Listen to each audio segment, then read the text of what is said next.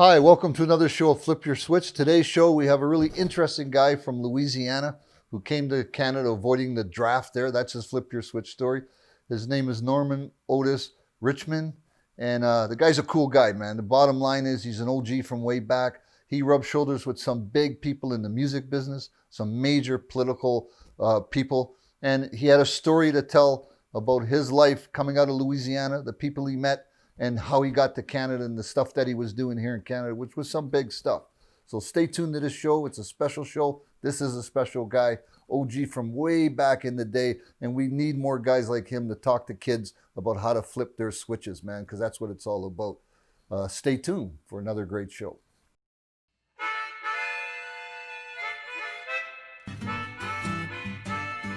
Otis, my brother, glad to have you on Flip Your Switch. Man, I've heard a lot about you over the years. Chris Harris actually introduced us. Chris Harris is one of those brothers with a PhD that was working with me on the thing called BIFA that I started in the prison system. You also have a dark side, and your dark side was you're an American citizen, and they called you up to fight to kill the brown man for the white man, and you just didn't want to have that, so you went underground. Tell us about that. Well, I was drafted in, what happened, I had lived the life that everyone else lived in America, but I remember reading a book by Lerone Bennett called Before the Mayflower, and I read this part in there where they took this black woman, I think her name was Mary Turner, and it was in Georgia, and she was pregnant, and they burned her up, took her and cut her open, the baby dropped out, and they stomped the baby. And when I read that, you know, this is besides all of the stuff that I had gone through and what I had seen my father and grandfather going through. I said, you know, no. I can't go. I can't be part of this stuff. And then later on, I found out that my great-grandfather on my father's side had been lynched in Louisiana. He was bipolar or maybe schizophrenic. So he used to walk around in Louisiana cursing white people out, blah, blah, blah, blah. And they lynched him as a result of that. And I was told that, when I was really an adult. But I mean, it was just the accumulated history of all of that and just living in Los Angeles, California, where the police were outrageous. And then we went back to Louisiana mostly every year. And the part of Louisiana that we went back to, it was an all-black, it was Grambling, Louisiana. So it was an all-black town, and it was kind of protected. But if you went outside of Grambling, it was... Did you have a native contingent down there? I heard that you have some native blood in you. My grandmother on my father's side, his name is Virgil Glover. She is part Choctaw. I met my great-grandfather and great-grandmother, and my great-grandmother, Mama Rose, we called her. I never heard her speak. She was part Choctaw. She was, had a lot of melanin. And she had straight, or as we used to say back in the day, she had good hair. I hate when people say that, but yeah, go ahead. She had good hair, but she was black. Yeah, she looked like she was from the Sudan or from Senegal. My mom used to always point out the good hair and the bad hair, Yeah. So anyway, so you come from this troubled area, a lot of racial tension. You double trouble because you're part native and you're part black, and you're from the South, and all of a sudden you get called up for the army. You don't want to do it, so you end up here. Well, what happened was we got called up, and I started going to the. First of all, they killed Patrice Lumumba on January 17th, 1961. I was going to a school called John C. Fremont High. And John C. Fremont High had people like Bunchy Carter went there before me. Bungie Carter, Black the Panther. Black Panther. And just let me interrupt you so that Go ahead. Patrice Lumumba was the first elected official president in the history of Africa at that time. Yeah. Patrice Lumumba was killed in 1961 with there were 3 people killed: Maurice Polo and Joseph Okito. 3 of those guys were killed, and I remember, I never will forget this as long as I live. It was the first week of school, and there was a guy by the name of, let me call his name, Charles Wright. Now, Charles Wright was a member of the Slaughtons, but he was part of, Bungie Carter had a little section of the Slaughtons called the Renegades. So these were supposed to be the South LA gang. Yeah, they're supposed to be, prided themselves on being the toughest. Mm-hmm. So Charles Wright had a car. He was well dressed. He had all the women, and he was making fun of Cassie. He was calling him, "Oh, they killed Cassie, boo boo, boo boo, boo boo boo," and he was making fun of the African names. So there was a brother from the Nation of Islam. I was shaking my head, and the brother called me. He says, "I see you're upset about what this guy is saying." He said, "Would you like to hear the teachings of the Honorable Elijah Muhammad?" Who? He said, "I think you would like to hear the teachings of the Nation of Islam." I said, "Okay." So they picked me up. I'm 14 years old. So I go to the mosque, and hear a guy named John Shabazz. I think his name is Abdul Halim Shabazz. He's still alive, but he was like second in command of the Nation of Islam in a city in of Los LA. Angeles. Yeah, he's originally from St. Louis. Sounds just like Malcolm X. Could speak. I mean, he could talk a lot of smack. I guess I shouldn't be cursing, but he could talk a lot of, as a Barbadian say, he could talk a lot of shite, and he knew popular culture. So I remember he preached a sermon one time called "Ain't That Peculiar." You do me wrong, but still I'm crazy about you. That's Marvin Gaye's song. And I ain't that peculiar. And he was talking about the American Negro, how we forgive and forget. Yeah, we forgive and forget. And so then I went to I started going to the Nation of Islam, and I refused to go to Vietnam. And I joined in with a group called the Self-Determination Committee, a brother by the name of Robert Brock, and we charged the United States government. We said we would not pay taxes, we wouldn't fight in their war, and we took it to court. And the person I was on trial with, he copped a plea. When I say copped a plea, his mother was sick or something, So I was supposed to be the one that had to take the weight. So you wore the hat. Yeah, I was convicted and given 5 years and $5,000 fine. And the elders basically told me in so many words that you're too young. You don't want to go to prison. But I'm gung ho. I'm not running. Soldier for the cause. Yeah, I'm not going to fight in Vietnam, and I'm not going to run to Canada. I'm not going to Africa. Blah blah. So they basically set me down. The older guys, tough guys too. One of the guys was Masai Hewitt. He became the Minister of Education for the Black Panther Party. So Masai and those guys say you're too young, you got too much to contribute. He said leave, and basically if we see you if you don't leave, we gonna they fist the cuff you in those days. Yeah, say, come on, man. It's like no, they're calling to bust you out. Yeah, they say it's like you're a good man, and it don't make any sense for you to be just trying to do this He-Man thing about you're going to go to prison. Plus, you was young. 20 years old. Yeah. They say, no. We're not going to let you. So, they basically got me. So you end up here in Canada? Yes. And did you feel free when you were here? Because you a bandit up here. You're a criminal in the eyes of the law. You had to stay low, right? What happened was I came to Detroit. And Rap Brown had been in Detroit, I think, the day before. So he had talked about H. Rap Brown. Imam Jamil Alameen, H. Rap Brown from SNCC.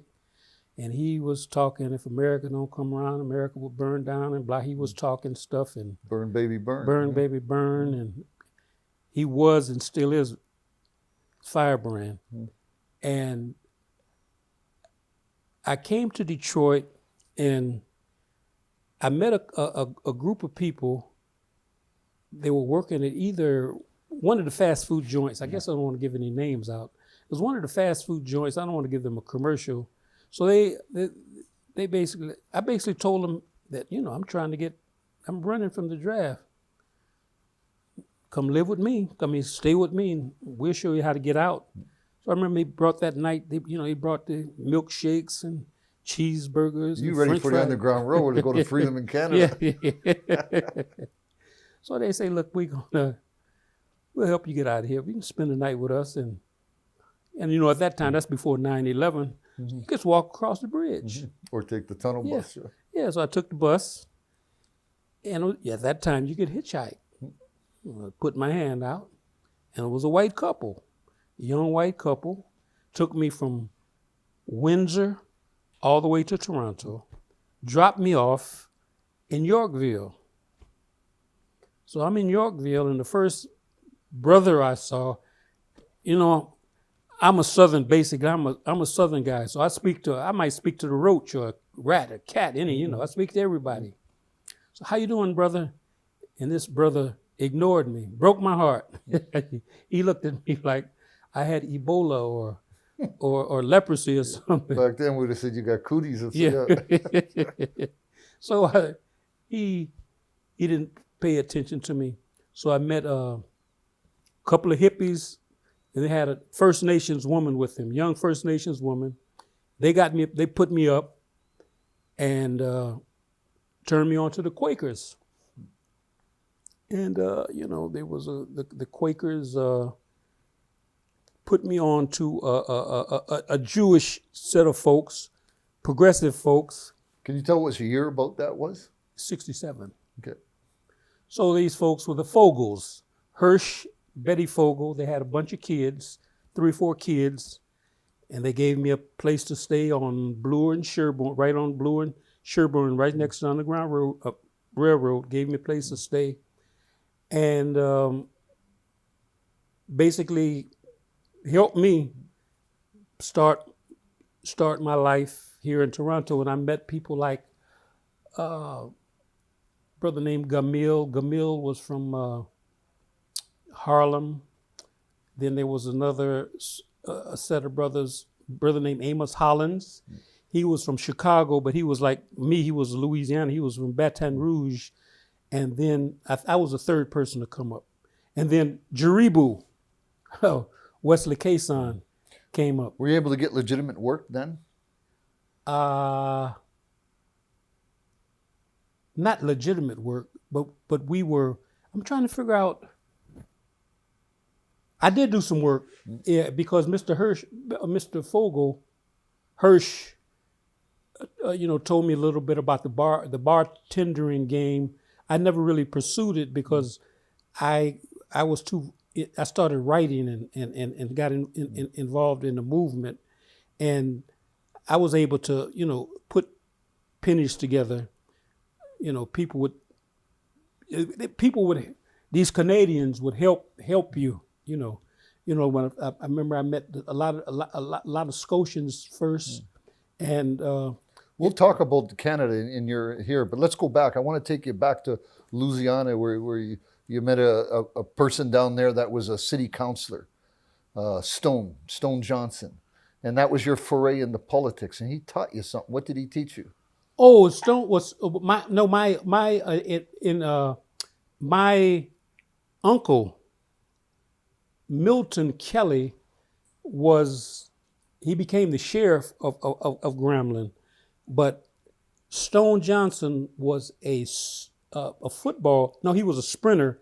He had ran in the 1960 Olympics. They had won, I think, the relay, and they dropped the baton or they got disqualified. But anyway, he was with I met him in 1963 in Grambling, Louisiana. I was standing on Grambling, Louisiana's track field with Milton Kelly, who was my uncle, and Coach Eddie Robinson. He was a football coach from Grambling. I guess at one time he's probably in the top 5 in terms of winning football games. So it was myself, Milton Kelly, Stone Johnson, well, the 4 of us, and they told me that, this is Stone Johnson. I said, yeah, I remember Stone Johnson. I saw you run, because I'm a track and field nut. And I said, yeah, I saw you, you guys won and got disqualified, And I was 14. And he says he was getting ready to go play for the Kansas City Chiefs. They're in the news right now. So I go back, this is 63, I go back to California. First game, they kicked the ball to Stone Johnson. And he gets hit. 9 days later, he dies. He had a, concussion, brain. Yeah, he was from Dallas, Texas, but yeah. So you mentioned him, so he impacted you in a big way. What did he do he for impacted you? me in a way that everybody in my family played football except me. I said, no. I mean, when I say played football, I have cousins and stuff that played in the CFL. And I mean, all of my family played football because women, Black women, white women, Asian women, Hispanic would love football. I mean, that's like, shit, they might like the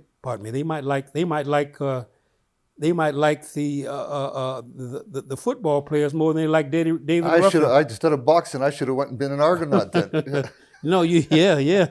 So you mentioned strong women, and you have strong women in your past. Talk to me about Betty Swan, this real famous singer in your time and day, and apparently you're related to her in some way. Oh, the little Betty Swan did a song called "Make Me Yours." Now, Betty Swan, I was introduced to Betty Swan in Grambling that year, 1963, and I was under the impression that we were related in some sort of way. Had we not been related, I would have. They call you kissing cousins where I come from. Yeah, because Betty was good looking, and she could. I listened to her. She could sing. Singing in 213. Yeah, she could sing, and she could write. She was smart, and we were on the same label. I started singing with this group called Eminem and the Peanuts, and we were on Money Records. Ruth Dolphin, Dolphins of Hollywood. Her husband was killed by someone because they say he used to have something called the African taco. He would have put black-eyed peas in a taco thing and sell them. But anyway, Betty Swan was "Make Me Yours" was her. So you were into music before you come to Canada. So yes, sir. When you was younger, right? Oh yeah. So when did you sing on stage? You sing professionally?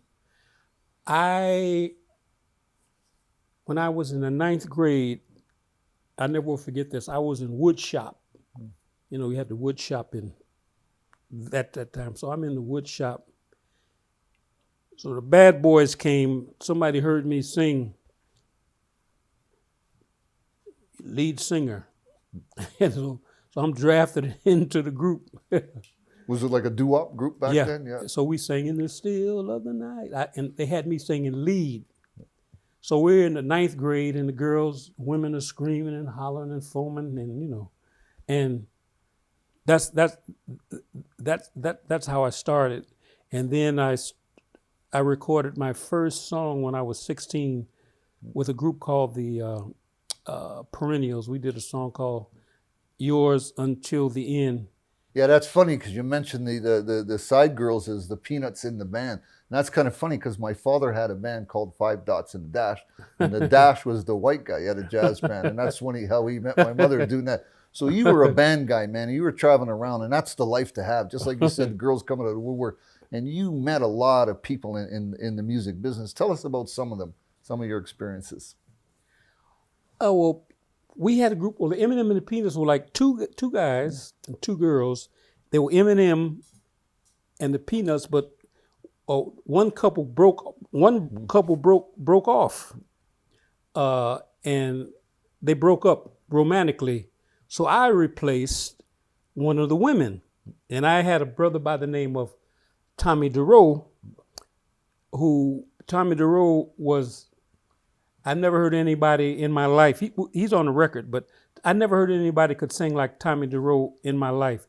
Tommy DeRoe looked like a young Jesse Jackson. Tommy was about 6'1" maybe, and looked native.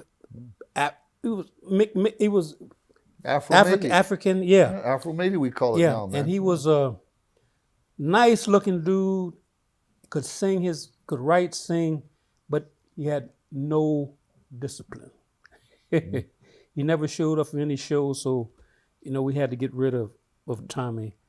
And I replaced, like I said, I replaced one of the women because I could sing high. So did you end up in some big city venues? Were you in LA? Did you move around? Oh no, we were local. Yeah, we were local, but we played the. There was a place called the 5-4 Ballroom. It was on 54th and Broadway, and it was like everybody played there. But Wilson Pickett, all the biggest names. You're talking New York City. Yeah. Yeah, you get big as that, then you're big. Right? Yeah. So it was called the 5/4 Ballroom. And it's like you have to walk up the steps. It had no back entrance. Oh, it was a dangerous. When I say dangerous, we didn't realize that until, after the place closed. I remember I went back there years later. I said, man, if there had been a fire or anything. There was some clubs here, after our clubs, that literally locked you in. And we always wondered, what if the doorman, something happened to him, you wouldn't be able to get out if there was a fire. Right. So now you're doing music in the United States. You're here in Canada. You're 20 years old. Did you get into music when you were here in Canada? When I first came here, I was a political animal at that particular time. I had stopped singing because I was with one of the guys in Eminem and the Peanuts when Malcolm X was killed, February 21st, 1965. He lived like 2 doors from me. He got in, I had a car at that particular time. He got in my car. I had a little Volvo. He says, Malcolm X is dead. Now we can get some white women. And that was the end of me when Eminem and the Peanuts. I say, come on, man, this is. What, to get in your group or to No. date? He could date. Yeah, Malcolm X is dead now. We can start dating white women because Malcolm was talking that blacks talk. And I basically said, no, well, I stopped singing with him. And for about 2 or 3 years, I didn't. So where's the political spark? Does it come with the proximity to Malcolm X, and that you brought that to Canada because you said you came here political? Oh no! What happened was I got drafted, and when I got drafted, I said I was a colonial subject. Mm-hmm.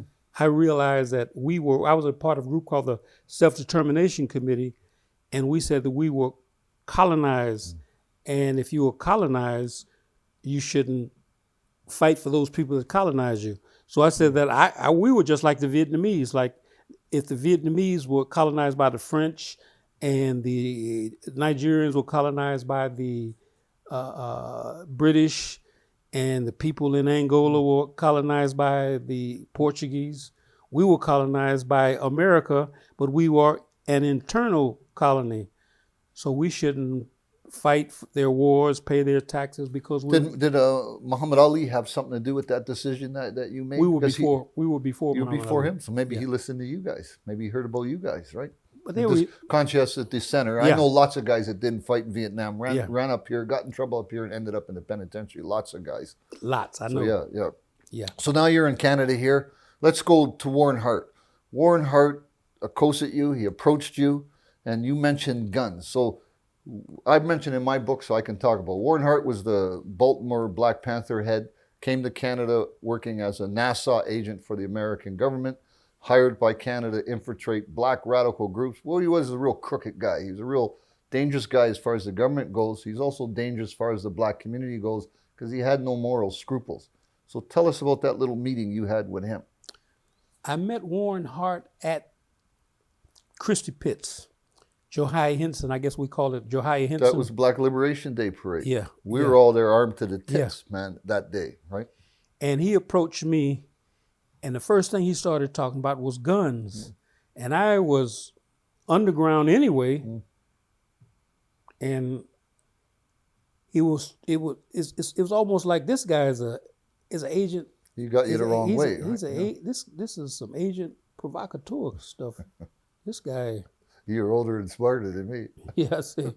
Yeah, about 5 years old or 6. Yeah, maybe. Because I was there armed, and if anything happened, you might have even got the guy. I might have, but who knows what kids do, right? Right.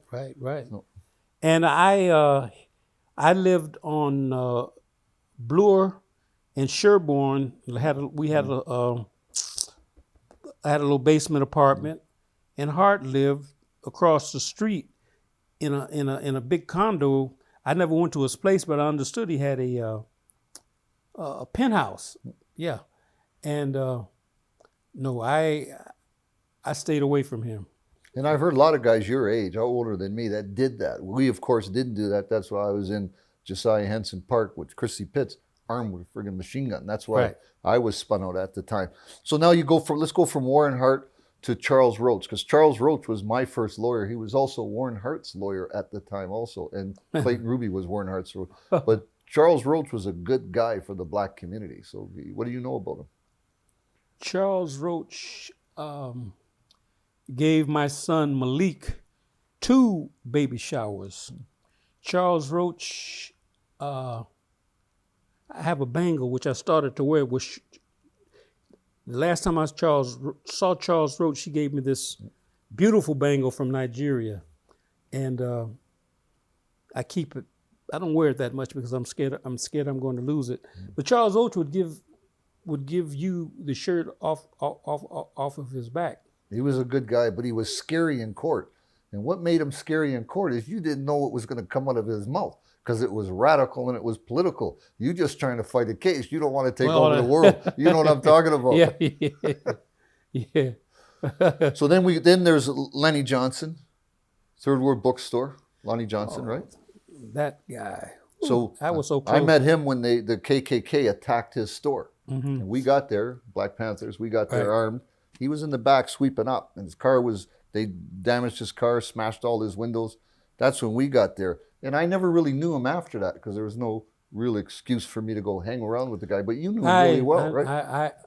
I knew him too well. I remember the night I met him, he had a party, and he had been in the he was in the Communist Party. I think he was in the Communist Party at that particular time. So he had a party, and I was there with a guy by the name of Marvin X, who's in San Francisco now. He's all over the place. But anyway, we were at the party, and Christine, his daughter, one of his daughters, he had 2 daughters, Carol, Christine, and Clayton, his son. Yeah. So Christine was a sweetie pie. So she was dancing with this white guy, and at that particular time, I'm blacker than black. So she's dancing with this white guy, and I'm looking at her, and I'm saying, "Oh man, this woman is sweet." And she says something. She says history. Oh, she says something, and I said something, and she said, "History will absolve me." And I said, "Yeah, if you stop dancing with that devil." And she burst out crying. Ah! And Lenny came and grabbed me, not violent, but he was basically, because I think he was glad that it was his daughter, but I think he was kind of happy that I said that. So she started crying, and we turned the party out, and it was, Lenny had a lot of these Eastern European Communist Party women, and good-looking women too. But we're super. At that time, it was like, yeah, you didn't want it because you're a Pan-Africanist. You were thinking of going back to Africa. You didn't want to go to Europe. Yeah. So anyway, Lenny basically adopted me as his son. he and Carol, his daughter, we became pretty. Carol's in Los Angeles now, but the daughter committed suicide. But no, Lenny. I worked with Lenny for years and years and years and years and years. So the Third World Bookstore, Lenny's bookstore, that was a hub for the black community to come to at the time. Mostly it was a hub for intellectuals within the black community to come to. So you've seen a lot of those guys. That's why I wasn't hanging around then, because I didn't aspire to intellectualism. I was revolutionary. I just wanted to shoot and run, So then through Warren Hart, I also meet L. Hamilton.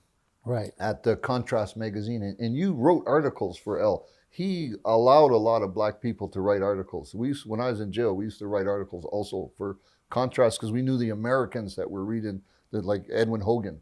Guys I remember that. Hogan was a columnist. Yeah, from the Black Panther Party in Ohio. So that we can communicate that way through that newspaper. Right. So what did you do for Contrast and how tight were you with L? Al Hamilton, I was very close to Al because I went to Jamaica with Al. I was supposed to go to Africa with Al, but I never made that particular trip. But Al was I used to always woof at Al and talk and back. Al was nobody you wanted to mess with. He was an ex-con. He was a tough guy. Right? And I would go in there woof and he'd throw me out. I'm not gonna fight. It's like I'm not gonna fight Al. I'm not gonna fight Al Hamilton. People don't know what selling wolf tickets are. I would be selling wolf tickets like they're bragging. Right? Like fuck half you, man. It's like and Al would just sit there and laugh. And that was another hub for the black community. Third World Bookstore around the corner. Everybody and their brother would end up there to what? To get that education that you needed and how to survive. Man. Yeah, but I remember one time. I'm like in my early 20s, and I don't know how to walk in snow. And I remember I'm walking Bathurst, and he was on Lennox, and I'm walking, can't walk. I don't know about the snow. I'm walking, and they got everybody in the newsroom, and Al is leading the charge. They just laughing, and I'm trying, and they're just falling out laughing. The Yankee man, he don't know anything about the snow. There's Negroes from Los Angeles, California. So you were doing writing, but you also did radio. Tell us about your radio that you used to do. I started doing radio it was a place called Radio Varsity. That's CIUT today. I started a show called Around the Black Community. And I think that's the first show that I ever did was it was about Larry Graham, I think. And then I did a Motown special featuring G.C. Cameron. And G.C. Cameron was the lead singer of the Spinners and the Temptations. And somebody started a rumor that I was Larry Graham's cousin. So that's how I met my wife. She thought I was Larry Graham. They say this guy's from Oakland. He's Larry Graham's cousin or brother or something. So this woman, this Jamaican woman, she come looking for me, and I could sing all of that. She liked all of that falsetto, delphonics, and I could do all of that stuff. Swoony, lovely music. All that. What they call what did this guy named George Ware was the president of the Black Music. What would he call it? He said, Otis, can I curse? Go ahead, man. Yeah, he says that Otis be always running around here singing all that lollipop shit. He say, but he be working though. He say he be singing all that lollipop shit. So I be singing all that lollipop. That's a California sound, though, right? Yeah. So my wife liked all of that. Delphonics, stylistics, blue magic. So I could do all that kind of stuff. I couldn't talk, but she loved that. She loved that kind of stuff. So yeah, and I cut a couple of songs here, couple of reggae songs. What was it? Eddie Kendrick's song, Tell Her Love Has Felt the Need to Leave Her. And I did a song called Sideshow. They're around here somewhere, but yeah, I recorded 2 or 3 songs. So you have an interesting history. What have you been doing in the last 10 years? Because you're still political. You're still in the music game. In the last 10 years, I have, you know, these age is something where the system, capitalism is built on, and you get a certain age and you want, you know quite a bit, you want money, and the system will basically say, oh, you're good, and you know all of this stuff, but we're not going to pay you. We're going to find somebody 20 years old and start them off at a base salary, and you know what I mean. So I've had it, can't earn a living in terms of the radio thing. I do radio in the United States. I'm in a station called Black Power. Yeah, because I was on your show. Black Power 96 out of St. Petersburg, Florida, and but I can't get arrested in Toronto. Is it hard to break in, because of the color of your skin and they just don't hire that much black voices in radio? Or is it because you need something else to qualify?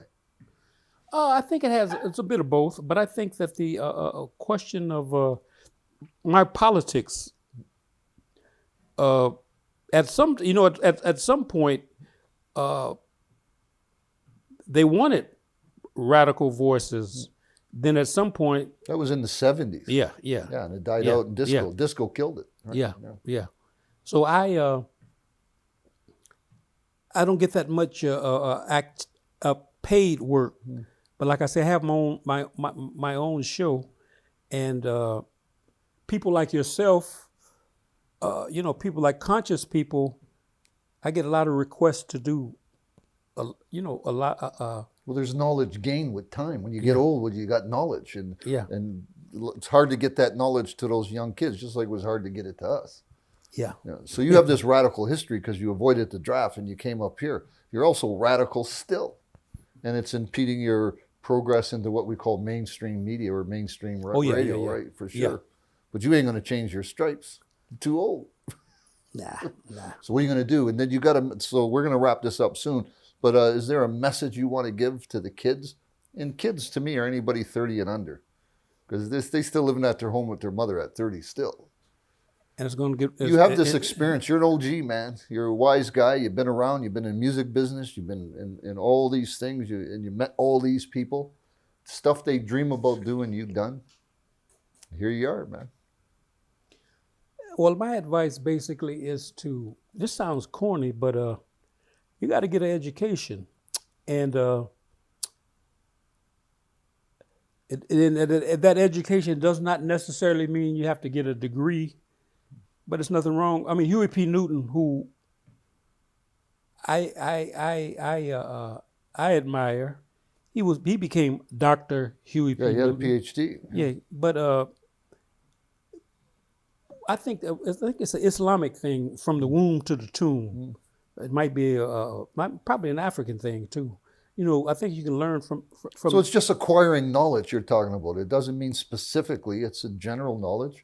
If you want to get specific, get a PhD. Oh, good. yeah, but I'm saying, I think you need to get a skill, and you have to be able to earn. My advice is you got to get something that where you can fall back on. Yeah, you got to have something to fall back on, because the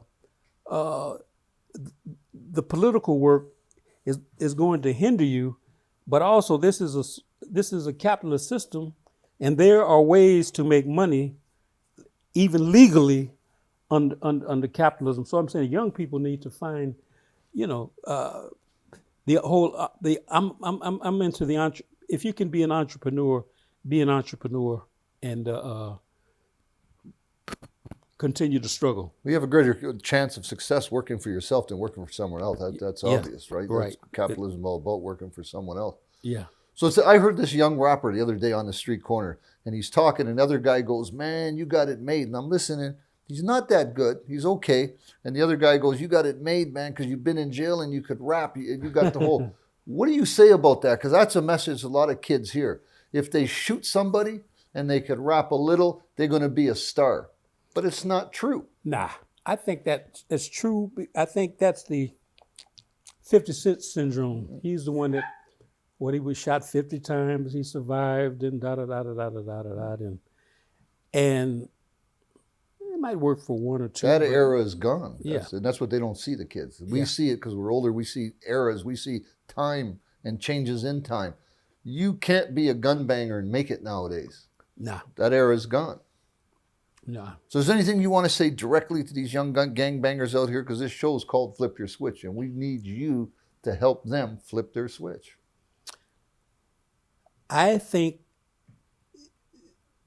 you need to, like I say, I'm promoting the whole the whole entrepreneur situation.